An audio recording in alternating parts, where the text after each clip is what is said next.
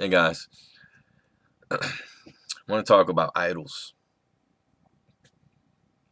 And, I think it's obvious that I think the triune God is an idol. But what I want to say is, I think a lot of people make the Bible their idol. And I love the Bible. There's all kinds of great things to know, and it's the seed that brings us forward in faith, and it gives us the law so we can go back and examine ourselves and see how we are and what we might need to correct.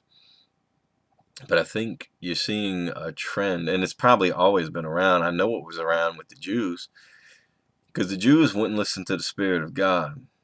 They used their Torah scrolls, along with the oral law, as they say, and they said, that's it. Anything that even comes into the neighborhood,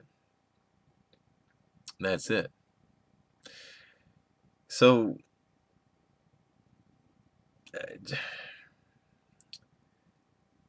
the power of God can be found in the Bible, but can only be experienced in life. You must find a way to take that book, that message, and turn it into something real.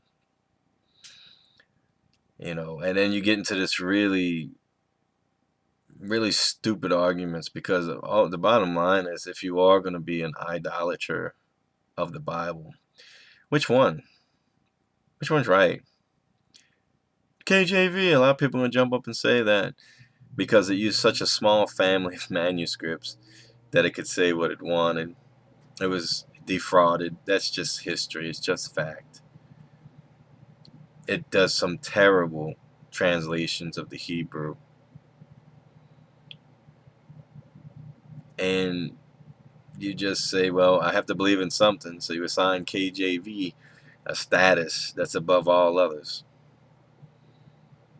But when you go back and look at the Hebrew and you find these problems, these contradictions that the KJV creates, you have to stick with them. You have to. Just like the Jews had to stick with their Torah scrolls. They had no choice, because they were so invested in those scrolls being the only thing that got you into heaven. And you invest in your King James Bible as it's the only thing that can get you into heaven. And like I said, you should study. You should also learn the history a little bit and look at some of these other translations. I mean, what are you doing? You're sticking with a version, them silly jokes that float around, but if it's good enough for Paul, it's good enough for me. It's sad. How can you worship the unseen God by only clinging to what you can see? And like I said, I love the Bible. I love many different translations of the Bible. I love the fact that we have such a big manuscript tradition. And yes, there's been a lot of games played with manuscript tradition. But I think when you seek the Spirit, you can weed through a lot of this stuff. And your faith is perfectly fine. As a matter of fact, your faith is not dependent on a book.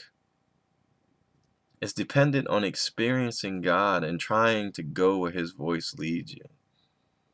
And yes, referring back to the book so you can have a mirror to see yourself. So keep reading your Bibles, keep studying, but don't put the Bible in such a position where it overrides everything, because that is a tradition of man. That is a tradition that the Bible is the final word. No, the Spirit of Jesus is the final word on everything. So, just wake up on that one, please. Please keep studying, keep reading, but understand that there is more to life than the Bible. There's the actual people that the Bible talks about.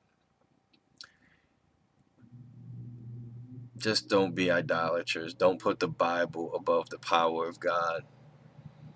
Isn't that what the Pharisees did? They put the Torah above the power of God. The living revelation of the Old Testament was standing right in front of them. And they wouldn't see him because their interpretation of their book was so holy and so could not be messed with. And it was told, they were told this was coming, and they missed it. I don't think people are gonna have any clue. All these people out there, and I'd keep an eye out for these people. All these people that said the world was gonna end in 2012.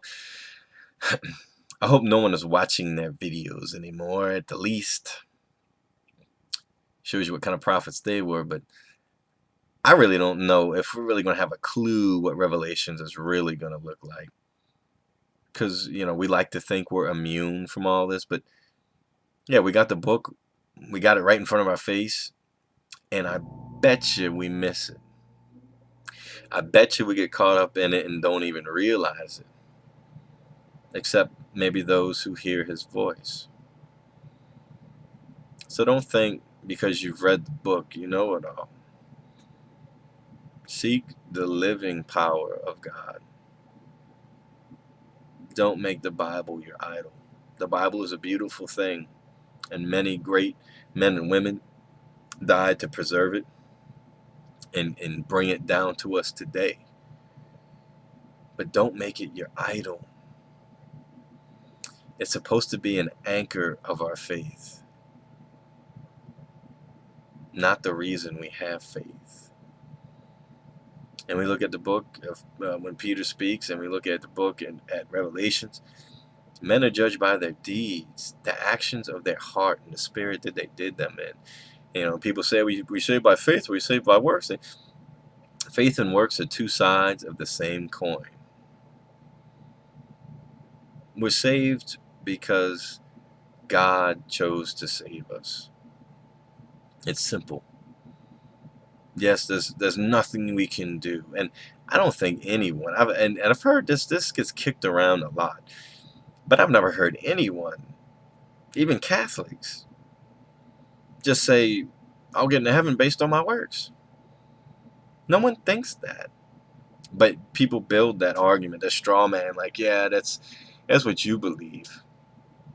No, it's not.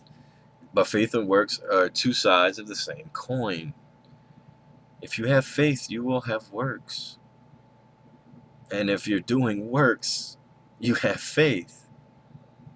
They reveal where your heart is. That is the point of the faith and the point of the works. They show God where your heart is. If you have no works, you probably don't have any faith.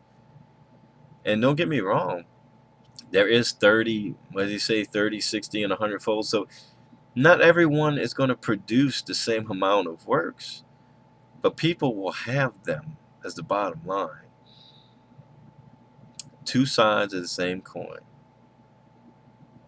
Just like the Bible and faith are two sides of the same coin. They go together, but we get so caught up in studying scriptures and just memorizing verses, and the Pharisees did that. It's good to memorize verses and to study. I would never say not to do that. But don't get so caught up in that you ignore the living power of God, because you're waiting for your interpretation to come to pass. Isn't that what the Jews did? So don't be caught up in a situation where you were warned about it, but where you were so busy with your head down in the book and trying to figure out how this was going to be and how that was going to be, that it actually happens and your head is down. I love the Bible. The Bible is a great thing. But seek the living power of God. God bless you.